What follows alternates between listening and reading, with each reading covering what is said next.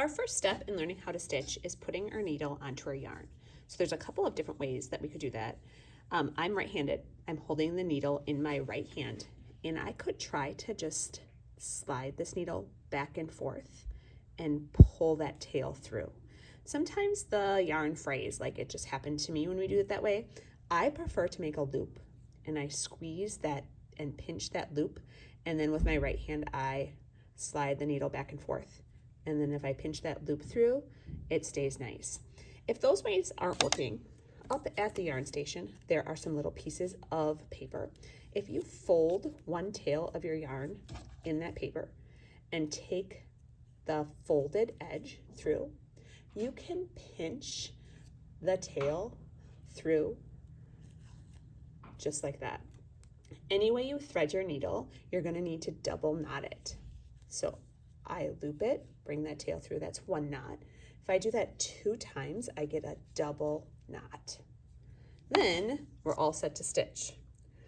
Once you get your fabric, it's that burlap fabric we talked about, it does tend to fray. So for our practice today, we're not gonna be worried about those edges coming apart. But when we poke our needle through the back side, we're gonna wanna stay away from the edges, because if our needle is close to the edge, that fabric is just gonna keep falling apart. So I kind of come in starting at a corner and I pull my yarn through. And if it does create a knot, just kind of loosely pull it on that back side. I am pulling until I have a tiny little tail that I can tape. I want these pieces of tape to be tiny, like the size of my fingernail, the size of my thumbnail. Now I am ready to stitch. So the first stitch that we're gonna do is called the running stitch. I'm gonna try to follow a straight line. A running stitch is simply the weaving pattern. My yarn is on top. I'm gonna take my needle and I'm gonna go down my fabric and pull.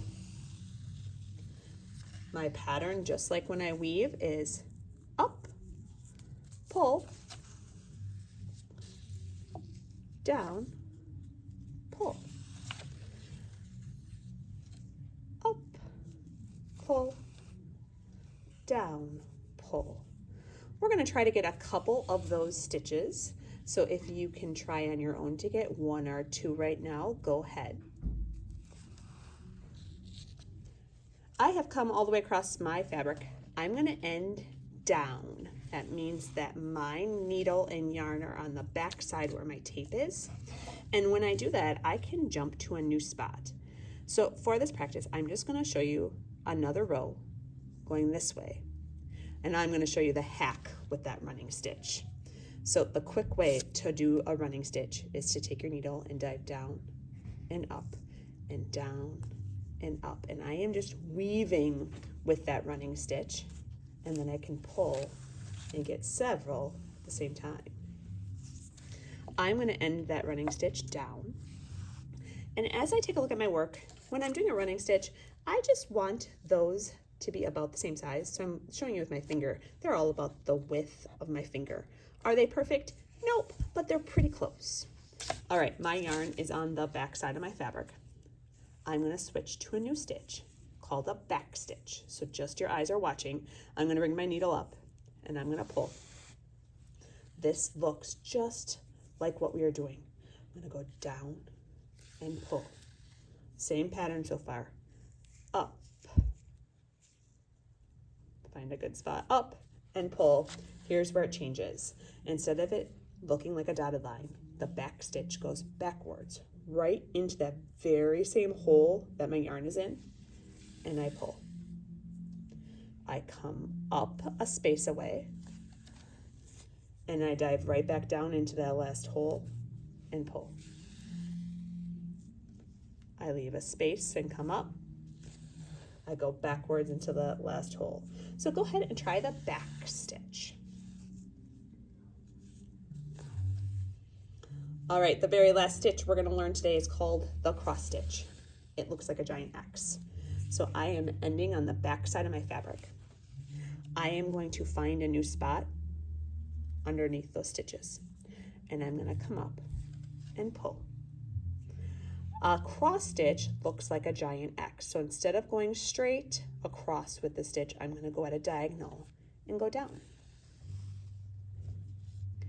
I'm gonna find on the back side a spot that is in line with that bottom stitch and in line with the top stitch I just made.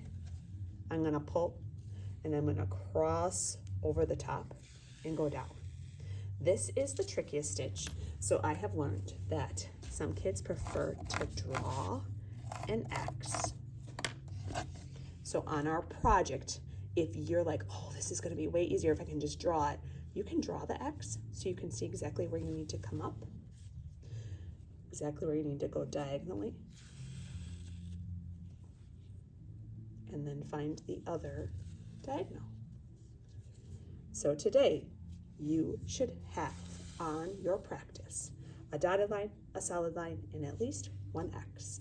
When you're finished, you're gonna flip this over. You're going to cut the yarn.